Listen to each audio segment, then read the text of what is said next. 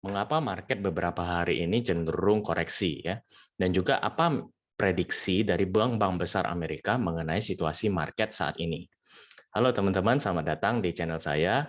Nama saya Rico. Di sini saya akan membahas mengenai makroekonomi dan juga geopolitik, terutama karena ada ketegangan antara Rusia dan Ukraina ini yang mempengaruhi market secara general. Nah, secara spesifik saya akan membahas tentu di market kripto atau aset yang beresiko. Jadi seperti biasa ya, saya akan bahas dulu analisa kita yang kemarin. Ini mungkin sama, ini saya ada panah-panahnya karena saya share ini di VIP sebenarnya ya. Bagi yang tertarik untuk join VIP bisa klik link di deskripsi. Nah, di sini saya bilang bahwa kalau misalnya menyentuh resisten itu ada dua kemungkinan tentunya. Kalau misalnya tembus itu bisa naik tinggi gitu ya, atau mencoba 40, 41. Nah, cuma kalau misalnya nggak kuat ditolak ya langsung bisa drop. Nah, dan kalau kita lihat ya, ini panah yang saya baru bikin waktu itu langsung di 1 jam ini ya, ini 1 jam chartnya itu langsung mencoba resisten nggak kuat terus turun drop. Nah, ada mencoba lagi tapi nggak sampai gitu ya, cuman di Fibo atas aja terus drop lagi. Nah, sekarang kita lihat data-data yang mendukung koreksi ini itu apa sebenarnya. Yang pertama dari ini, 10-year Treasury Yield Spread gitu ya. Ini adalah perbedaan antara rate 10 tahunan obligasi 10 tahunan dan juga obligasi 2 tahunan.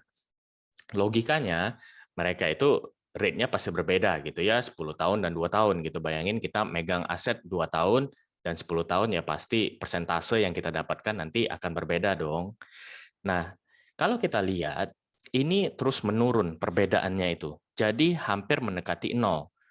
Nah, kalau misalnya ada 10 to year ini sama gitu ya, nol, apalagi di bawah nol, itu biasanya menandakan dalam 18 bulan ke depan bisa lebih cepat itu akan terjadi resesi.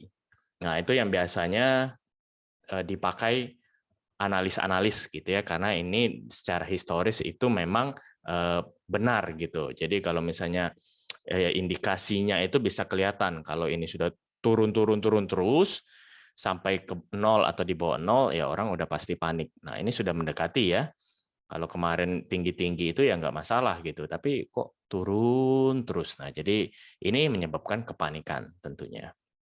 Belum lagi harga minyak yang terus naik. Nah, harga minyak terakhir adalah 124,27. Nah, ini ada prediksi dari UBS, ini bank investment bank juga ya, besar gitu, dan mereka prediksinya juga biasanya cukup mumpuni. Nah, ini mereka ngomongnya mengenai Rusia dan Ukraina skenarionya ya. Oh, sorry, tadi kita bilang masalah oil ya. Nah, jadi 124 dolar.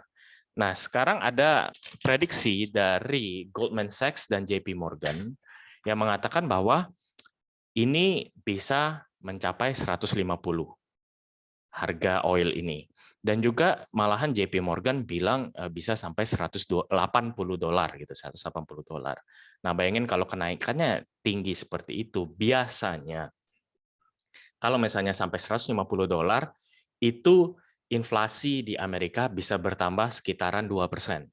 Jadi kalau sekarang misalnya 8% kalau nggak salah ya, berarti bisa sampai 10%. Intinya apa? Kalau misalnya 10% itu berarti kan digitnya udah 2 gitu ya, udah beda gitu. Multi digit. Jadi orang pasti tambah panik lagi. Belum lagi The Fed sudah dalam waktu dekat ini mau secara official mengumumkan mengenai suku bunga gitu kan. Jadi itu ada ketakutan lagi. Wah, kalau misalnya memang ini naik dalam waktu dekat, walaupun Goldman Sachs sama JP Morgan nggak ada bilang ya berapa lama nanti akan naiknya itu kapan gitu, nggak ada bilang. Tapi kalau misalnya memang melihat situasi Rusia dan Ukraina masih tegang seperti ini, ya ada cenderung ke arah sana. Nah, jadi kalau misalnya memang sampai inflasinya 10%, ya secara nggak langsung pasti The Fed akan lebih agresif. Nah, itu yang ditakutkan. Jadi The Fed ini sekarang memang lagi sangat berada di posisi yang serba nggak enak sebenarnya ya. Dia mau naikin suku bunga pelan-pelan juga salah. inflasinya udah nggak ketulungan gitu. Kita akan lihat di tanggal 10 atau mungkin di sini tanggal 11 gitu ya, mengenai data CPI atau data inflasi bulan lalu tentunya. Tapi itu menarik, paling nggak kita lihat dulu apa perbedaannya gitu. Nah, jadi ini ketakutan kedua. Jadi yang pertama tadi yang 10-year Treasury yield spread ya, yang kedua ini adalah harga minyak.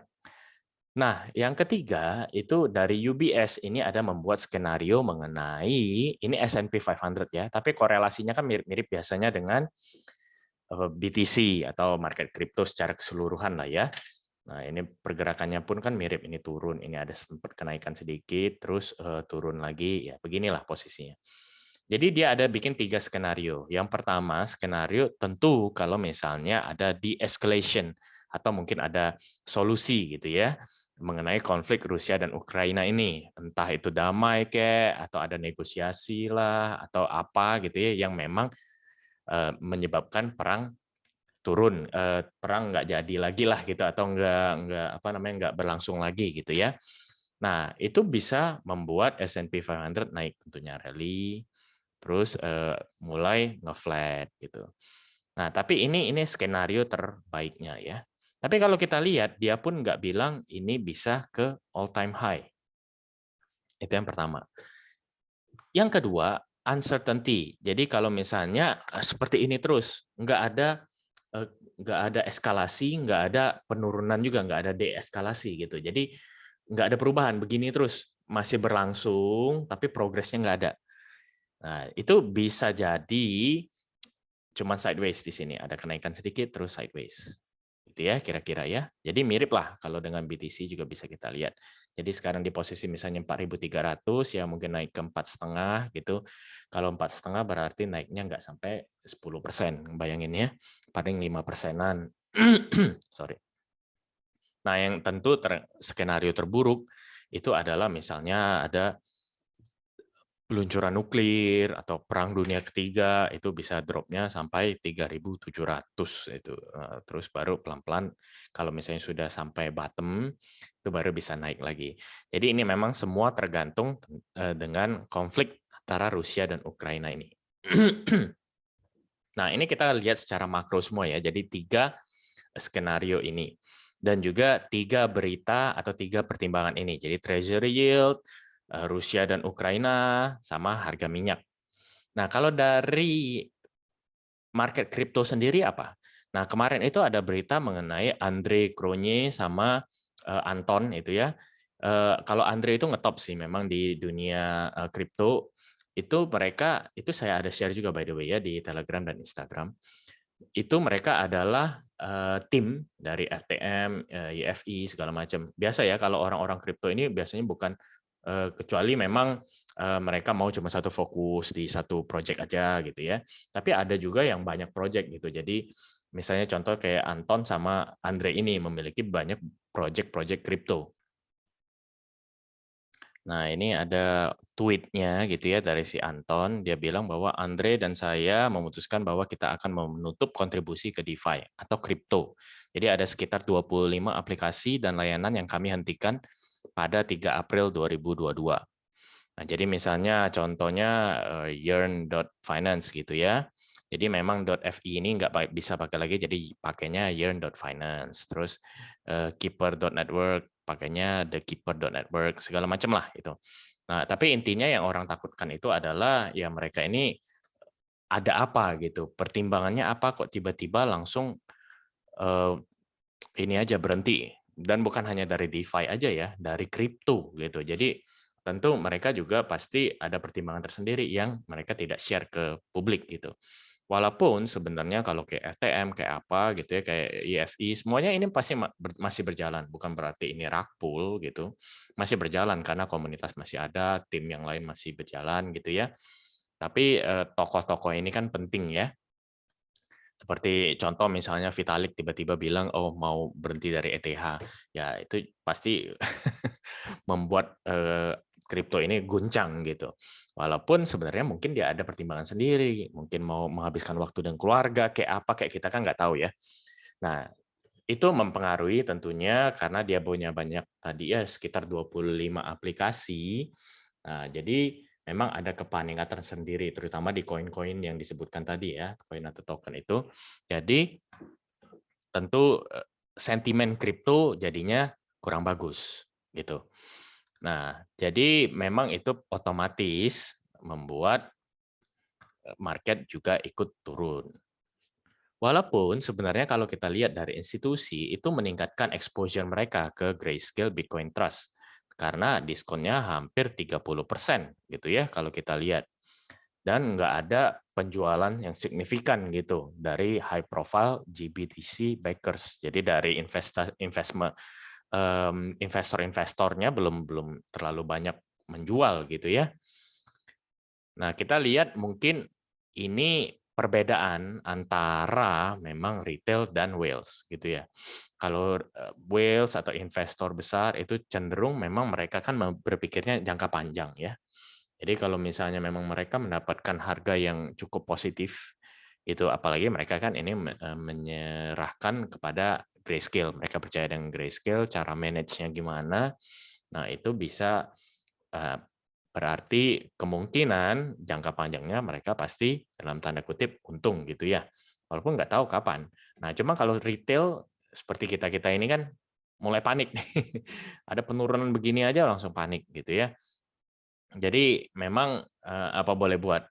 Itu harus kita memang apa namanya mempunyai sedikit pemikiran atau sedikit ide gitu ya seperti whales gitu harus gitu paling enggak.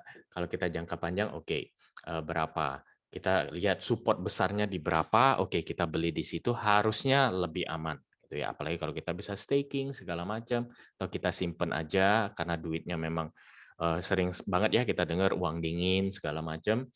Ya, jadi mungkin dalam beberapa tahun belum balik ya kita nggak tahu. Tapi kemungkinannya sejauh ini kalau lihat dari track record itu harusnya ada kemungkinan lebih besar untuk naik. Kalaupun turun, itu kembali lagi dengan pilihan kita, tokennya apa, terus juga waktu kapan kita timing belinya gitu ya. Nah, itu harus dipertimbangkan.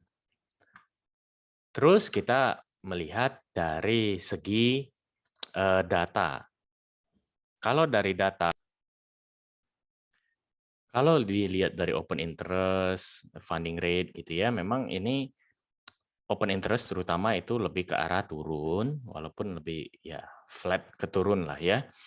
Kalau funding rate itu ada kemarin itu sempat yang naik sedikit itu ada sedikit kenaikan gitu ya, biasalah retail ini kadang latah gitu.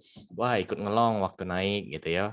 Kalau turun ikut nge-short jadi langsung drop lagi. Ya ini lebih fluktuatif lah. Tapi sekarang berarti karena lagi turun ya ikut turun juga gitu. Kalau dari LTH SOPR nggak ada perubahan, ini barusan ada yang TP terus turun lagi. Kalau dari akumulasi whales kita juga lihat ya, itu turun ya, turun cukup dalam malahan, kurang bagus. Dari inflows BTC ke exchange juga masih flat, walaupun kemarin agak naik spike begini ya. Nah, itu diduga juga karena yang tadi saya bilang, institusi-institusi itu kan melihat ya, prediksi atau data-data yang saya bahas di awal tadi. Jadi memang pengaruh mereka itu cukup besar ke market karena mereka begitu ngedam ya dam semua. Bahkan di saham Amerika itu yang banyak kena dam itu juga sama retail gitu karena mereka buy the dip biasanya kan gitu ya retail wah buy the dip padahal nggak tahu yang terjadi sekarang itu seperti apa. Nah makanya saya juga mau menekankan teman-teman hati-hati ya kalau misalnya memang mau wah karena saya banyak sekali ditanya gitu. Kalau spot yang nyangkut saya udah pernah bahas gitu ya. Nah, cuma kalau yang mau buy the dip ini juga banyak ternyata. Wah, saya ada cash lebih nih. Kayaknya udah turun banget nih. Wah, bolehlah buy serok-serok gitu ya. Nah, hati-hati lihat dulu keadaannya seperti apa, skenario tadi seperti apa gitu. Jadi ada kemungkinan dalam jangka pendek turun nggak? Ya ada gitu ya, masih ada. Malahan sekarang kalau kita lihat kan cenderung ke arah bearish gitu. Kalau fear and greed itu naik sedikit 1 poin, tapi masih di extreme fear. Sentiment market secara on chain itu harusnya hari ini masih sama ya, sangat bearish. Terus kalau kita lihat dari technical, ini kita coba di quantify crypto ini seperti apa. Technicalnya 54, safety score-nya berarti kurang safe ya. Di tengah-tengah. Nah, cuma kalau technical score-nya itu hampir ke arah very bearish gitu ya. Ini malah kalau di 5 menitan udah 0. Kita coba 1 jam gimana. 1 jam itu ada perubahan, bearish juga masih. Ini tentu dia lihat dari tren ya, indikatornya. 4 jam juga bearish. Wah, buruk sekali. Oke, jadi apa yang kita bisa lihat dari technical? Ini saya hapus dulu. Nah, ini juga karena panahnya udah beda ya, udah kemarin terjadi. Ini kalau dilihat next support-nya, kita lihat per 1 hari aja biar lebih jelas ya. Nah, next support-nya tentu kita lihat sekitaran 36, 37 gitu ya. Mungkin dari sini 37. Nah, di sini. Tuh kita lihat dari sini. Itu 37 harusnya bisa bertahan. Kalau nggak bisa bertahan ya bahaya gitu. Karena ini saya bilang juga kemarin itu ini adalah neckline dari double top ya, double top sini. Nah, jadi hati-hati. Orang bilang banyak, wah double bottom waktu itu ya. Saya pun juga karena ada kenaikan seperti ini, tapi ya ternyata di neckline-nya ditolak. Nah, kalau ini kita lihat, kita harapkan ini juga ditolak nih. Neckline-nya ditolak gitu ya. Jadi bisa mungkin turun terus naik lah. Harapannya begitu. Tapi sejauh ini memang kelihatannya lebih ke arah bearish. Jadi mungkin bisa ke 37, ke 36. Nah, itu akan sangat jelek ketika 36 ini jebol. Itu udah agak hopeless ya. Terutama banyak trader-trader juga pasti langsung wah, udah deh, capek deh ini itu. Nah, gitu kan. Nah, cuma memang kita harus lihat dari pertama 37 ini adalah neckline dari double top ini. Nah, kalau misalnya jebol itu sudah pertanda sebenarnya nggak bagus. Berikutnya adalah 36. Kalau 36 udah jebol juga ya udah kemungkinan agak dalam sih. Jadi ya harus dilihat dari situ ya. Jadi jangan buru-buru. Wah, apa nge-short aja? Yang nge-short silakan. Cuman kalau menurut saya sih nge-short lebih bagus di daerah resisten, mungkin sekitaran sini ya, 38.500 sampai 39. Karena kemarin pun juga nggak sampai di situ gitu loh. Kita coba pastikan lagi ya. Di 1 jaman, ini lebih kelihatan resistennya. Nah, kemarin malam itu mencoba sampai sini ya. 39.200-an malahan. Cuman kalau kita mungkin sekarang bisa lihat dari sinilah. 38.700 sampai ke arah 39.300. Nah, ini resisten nih. Atau di sini ya lebih bagus lagi. Cuma kita ambil yang paling dekat aja nih. Kalau misalnya ada masuk ke sini gitu, kalau mau short ya lebih bagus gitu. Cuma kalau sekarang mau nge-short ya nggak tahu juga ya. Ini soalnya kurang apa namanya memang bearish banget, tapi kita kan melihat tadi 37 itu support dan 36 gitu. Jadi risk reward-nya kurang bagus gitu menurut saya gitu ya. Malahan di situ harusnya mencoba ngelong. Tapi ya lihat posisi dulu, apakah volume mendukung, apakah juga ada penolakan di supportnya gitu ya. Jadi teman-teman jangan langsung antri, apalagi keadaan begini, dan jangan dipaksakan kalau misalnya memang nggak mau trading juga nggak apa-apa gitu. Saya selalu ingatkan gitu ya. Lebih baik kita dalam tanda kutip enggak mendapatkan profit daripada kita meresikokan kapital atau modal kita gitu. Kalau misalnya market lagi labil ya udah lewat skip aja gitu. Oke, terima kasih teman-teman. Semoga membantu ya hari ini market seperti apa. Kalau misalnya teman-teman suka dengan video saya seperti ini, bisa bantu saya dengan like, subscribe, dan juga komen gitu ya, serta share ke teman-teman yang lain supaya mereka mendapatkan manfaatnya. Terima kasih.